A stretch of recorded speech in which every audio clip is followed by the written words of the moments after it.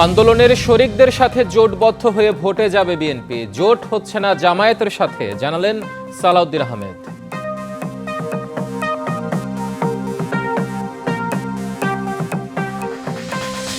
কেজিতে ৮০ টাকার নিচে মিলছে না কোনো সবজি, পাঙাশ ছাড়া অন্য মাছে দেয়া যাচ্ছে না হাত, মাংসেরও একই হাল, খাবারের তালিকায় করতে হচ্ছে কাটছাঁট।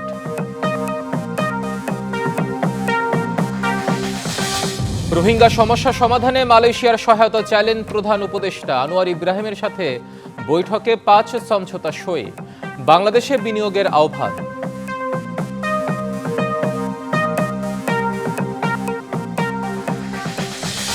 এবং জননিরাপত্তা জোরদারে ওয়াশিংটনে ৮০০ ন্যাশনাল গার্ড সদস্য মোতায়েন, মেট্রো পুলিশের নিয়ন্ত্রণ সরকারের হাতে নেয়ার ঘোষণা ট্রাম্পের।